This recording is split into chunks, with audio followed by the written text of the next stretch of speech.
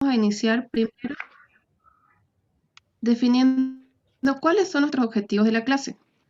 Entonces, el primer objetivo vendría a ser describir la importancia clínica y microbiológica de las diferentes etapas que conforman el procesamiento microbiológico de una muestra clínica para el diagnóstico de las enfermedades. Entonces, aquí nosotros vamos a darle énfasis a cuál va a ser la importancia tanto de la parte del médico que se encarga de la parte clínica y la otra parte que vendría a ser del análisis del laboratorio, que se encargaría el microbiólogo. Luego, enumerar los pasos a seguir del análisis bacteriológico. Como ya la doctora les mencionaba, tenemos distintos pasos, algunos se realizan unos días, el primer día, el segundo día, el tercer día. Entonces ustedes tienen que saber el orden de esos pasos para el análisis bacteriológico para lograr identificar el germen causante de la enfermedad. Por último, trabajar con responsabilidad, ética y respeto tanto al docente y a sus compañeros, ¿no? Eso sería más que todo para el trabajo en el laboratorio, ¿no? Aquí vamos a comenzar con una pequeña introducción. El diagnóstico de las enfermedades infecciosas se va a realizar sobre la base de los signos y síntomas. Entonces nosotros como médicos, cuando aparece una persona a nuestra consulta, nos vamos a enfocar en estos datos, en la sintomatología de nuestro paciente. ¿A qué nos referimos con los signos? Los signos van a ser todas las manifestaciones objetivas que manifiesta el paciente. Estas van a tener la característica de que nosotras las vamos a poder observar, entonces el médico va a poder detectar los signos y es muy diferente a lo que son los síntomas. Los síntomas son las manifestaciones subjetivas, es decir, todos los datos que el paciente manifiesta, que el paciente siente, pero que nosotros a simple vista no vamos a poder observar. Entonces, esos dos datos van a ser importantes para nosotros llegar a nuestro diagnóstico presuntivo. Entonces, es en base a esto, a los signos y los síntomas clínicos que presenta el paciente, los datos epidemiológicos, lo que conduce a la formulación de nuestro diagnóstico presuntivo, que vendría a ser nuestra sospecha clínica. Entonces, dependiendo de lo que presente el paciente, por ejemplo, como mencionaba la doctora, con algunos síntomas de infección urinaria, entonces nosotros sospechamos de esa infección específica. Si tiene síntomas más respiratorios, entonces podríamos sospechar de una infección de las vías respiratorias y así sucesivamente según la manifestación del paciente. Esto nos sugiere un sinnúmero de agentes etiológicos, porque recordemos que de cada infección pueden haber distintos agentes etiológicos o distintas bacterias u otros agentes que estén causando la enfermedad.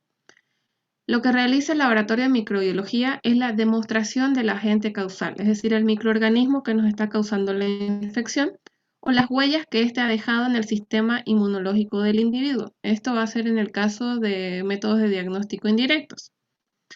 Una vez que el médico confirma que el paciente tiene una infección, por lo general necesita saber qué microorganismo concreto la está causando.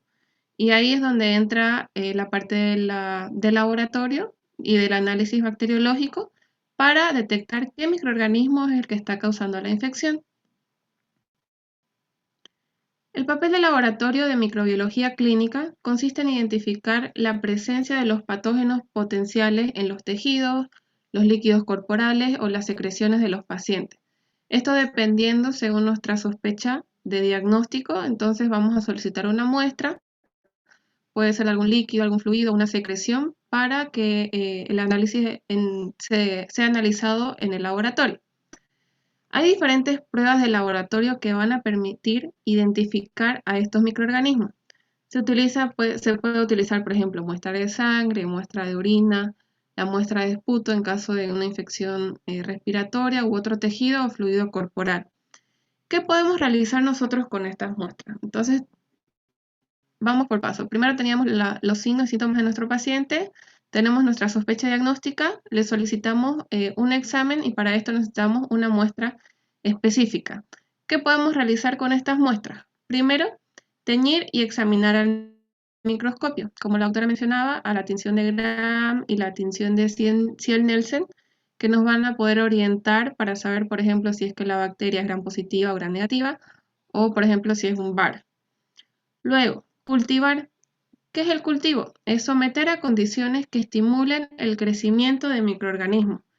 Entonces, en el cultivo nosotros le vamos a dar todas las condiciones para que la bacteria se desarrolle, es decir, darle una condición o un ambiente adecuado para que ésta pueda crecer y pueda desarrollarse. Eso vendría a ser el cultivo, que igual lo vamos a avanzar en más adelante.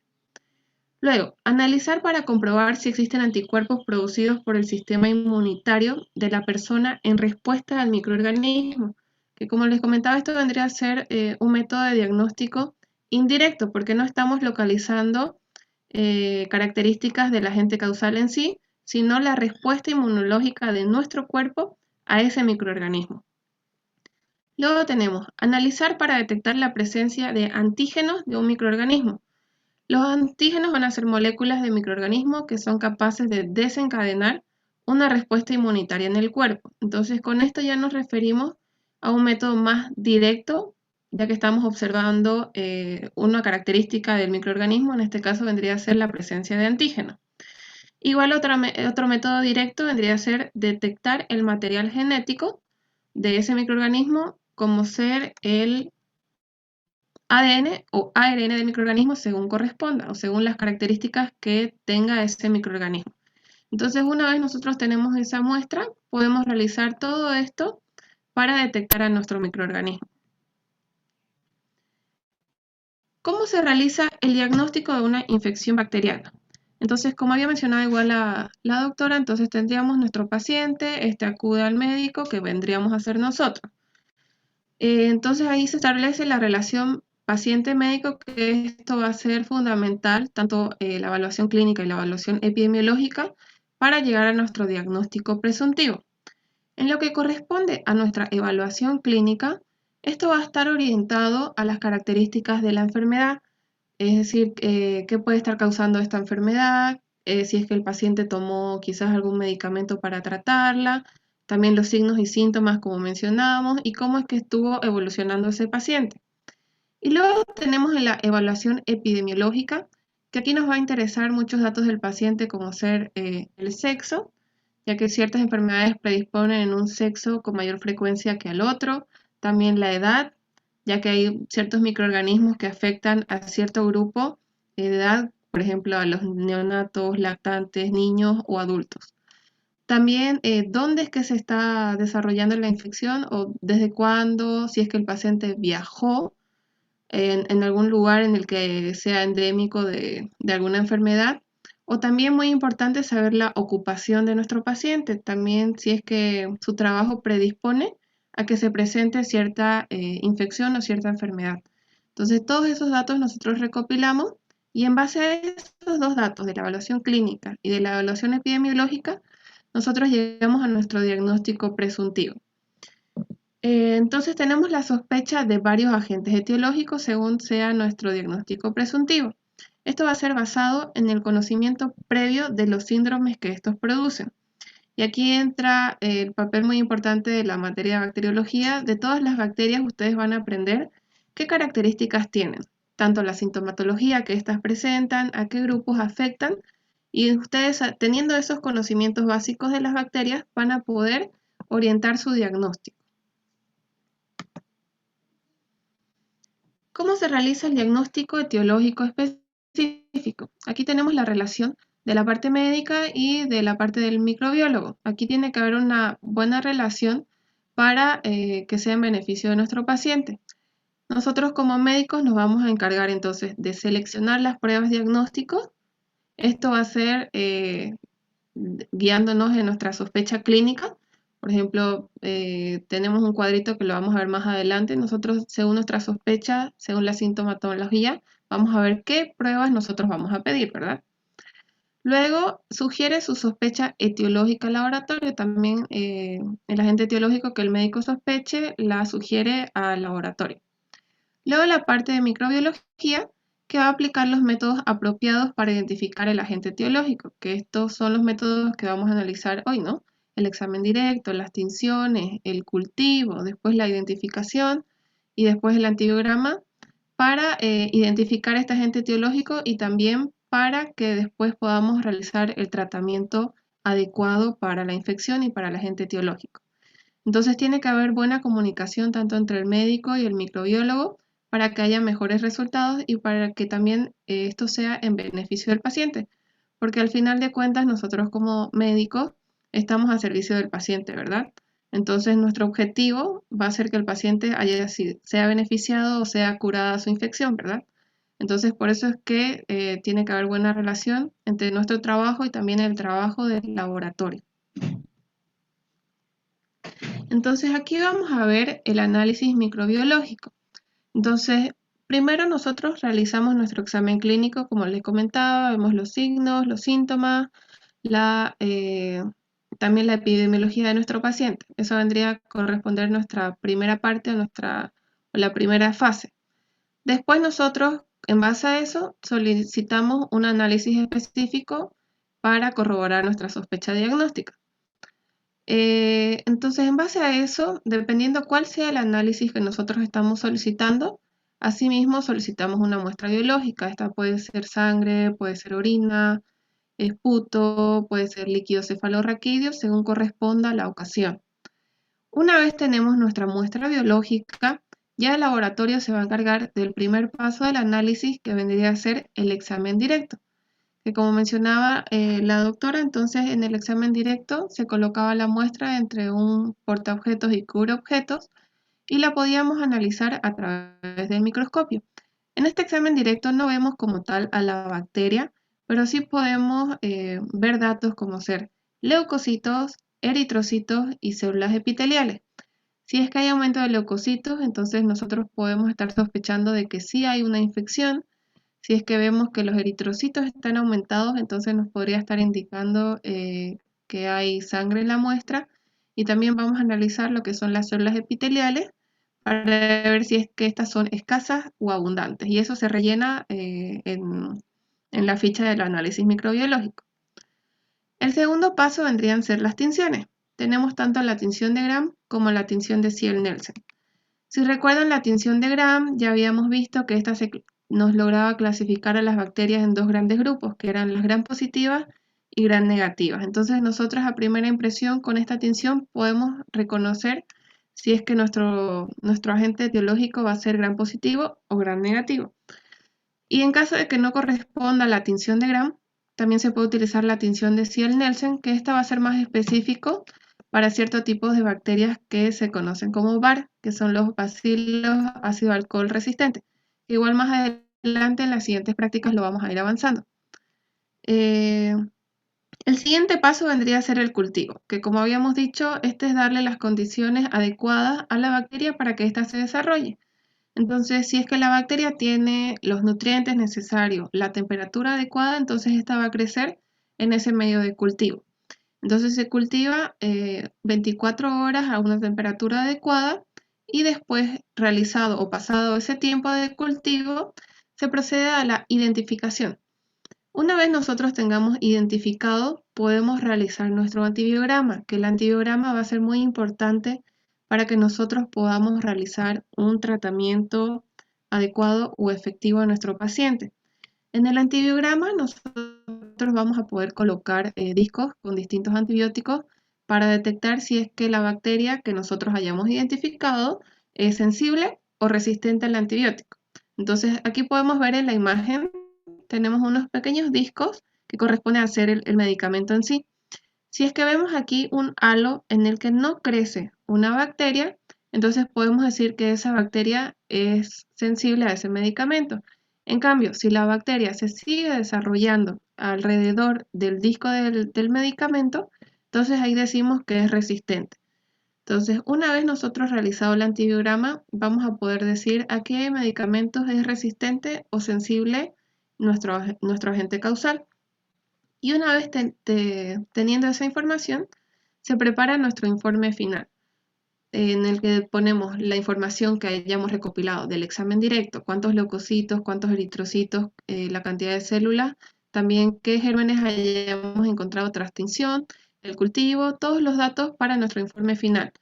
Todo esto para llegar a la fase final que nos corresponde a nosotros como médicos, que vendría a ser el tratamiento.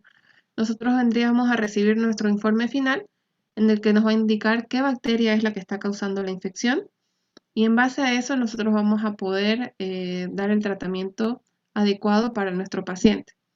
Y todo este proceso dura un total de 48 horas. Y ahora vamos a ver en qué días hacemos cada examen. Aquí, por ejemplo, en el primer día, ¿de qué nos encargamos en el primer día? El paso número 1 que habíamos visto era nuestro examen directo. Luego, nuestro segundo paso, después de realizar el examen directo de ese mismo día, procedemos a realizar la tinción de Gram o la tinción de Ciel-Nielsen según sea necesario. Y ese mismo día también se realiza el tercer paso, que es la siembra o cultivo del microorganismo.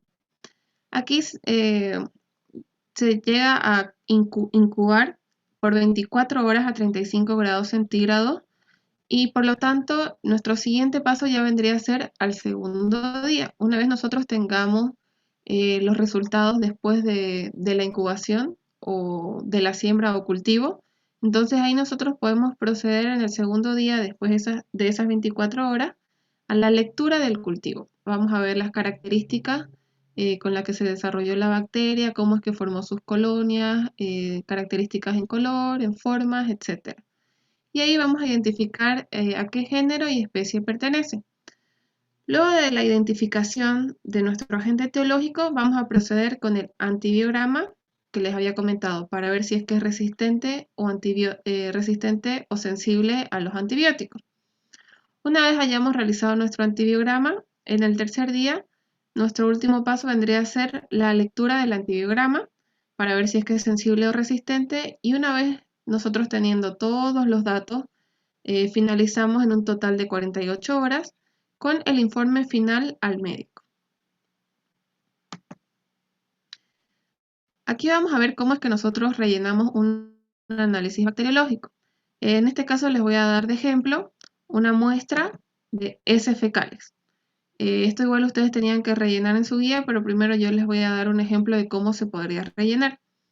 En este caso tenemos una muestra de heces fecales. Entonces el examen que nosotros vamos a solicitar para las heces fecales se denomina coprocultivo. Entonces, nosotros teniendo ya la muestra y sabiendo qué examen es el que nosotros tenemos que realizar, entonces se procede al primer paso, que es el examen directo. Entonces aquí, por ejemplo, en este análisis teníamos que los leucocitos eran de 50 por campo, que los eritrocitos eran de 25 por campo y que las células epiteliales eran escasas. Aquí, por ejemplo, leucocitos están aumentados. Lo normal o lo aceptable sería que estén hasta 10, pero aquí tenemos que están en 50 por campo. Entonces ya tenemos indicios o sospechas de una infección. Luego tenemos que los eritrocitos igual están aumentados. Tenemos 25 eritrocitos por campo. Entonces nos indica que en estas heces fecales, en esta muestra, tenemos tanto presencia de sangre y probablemente de pus también. Y luego tenemos también a las células epiteliales, que en este caso estaban escasas. ¿Y qué nos dice la tinción de Gram? En este caso se encontraron bacilos Gram negativos y en la tinción de Ciel-Nielsen no se observaron VAR. Entonces, si tenemos que la tinción de Gram nos dice bacilos Gram negativos, ahí de a poco ya vamos avanzando en nuestro diagnóstico final. Aquí se aisló el género Shigella dysenteriae, que causa disentería, ¿no? Y en el antibiograma esto va a depender de los medicamentos que se hayan utilizado. Aquí, por ejemplo, dice sensible a sulfatrimetoprim, cefalexina o cloranfenicol. Y resistente podría ser ampicilina, ácido nalidíxico o nitrofurantoína. Esto dependiendo de lo que nos informe nuestro antibiograma. Ya, aquí es la parte en la que ustedes participan, chicos, que era el cuestionario. Tenemos la primera pregunta que nos dice, en el laboratorio de microbiología se identifican, si es que alguno sabe la respuesta, puede responder. Yo, virus y bacterias. Ya, entonces tenemos que podemos identificar tanto parásitos, hongos y, como dijo su compañero, también virus y bacterias, ¿no? Luego, nombre un género de uno de los microorganismos que usted conoce en nuestro medio. Aquí yo puse ejemplo de bacterias a Staphylococcus aureus, virus ébola, de parásitos a Yarda lamblia y a hongos a Candida albicans. Pero quisiera también que alguno de ustedes me diga qué ¿Qué pusieron ustedes de respuesta? ¿Qué ejemplos pusieron?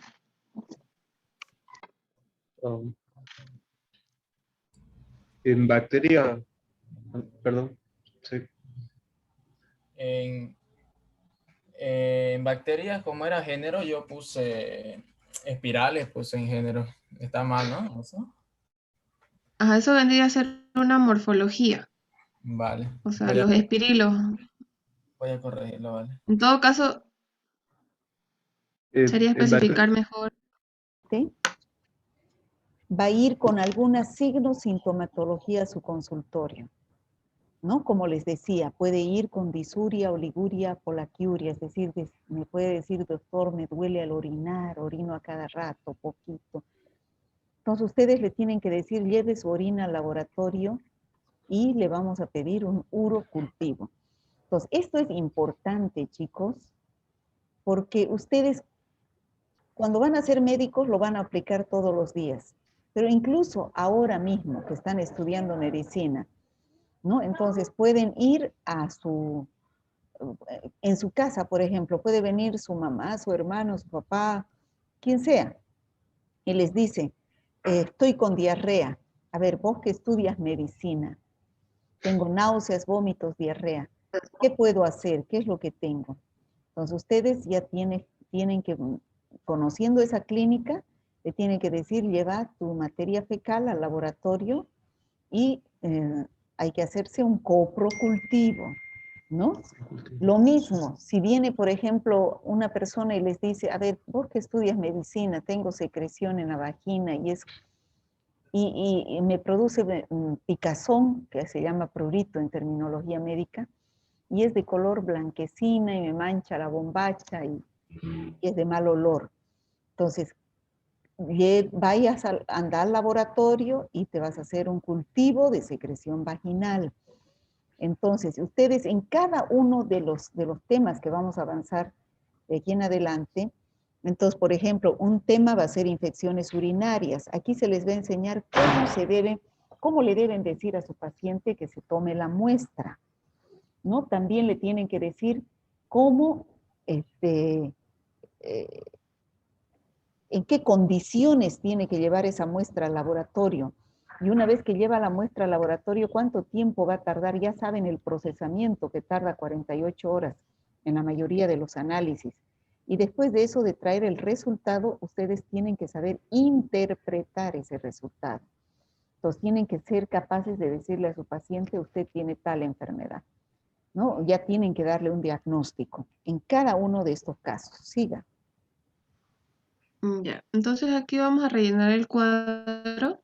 Aquí primero, revisando si usted sospecha de infección urinaria, entonces qué signos y síntomas nos puede manifestar el paciente. Puede manifestar disuria, dolor al orinar, o puede ser que tenga oliguria o polacuria.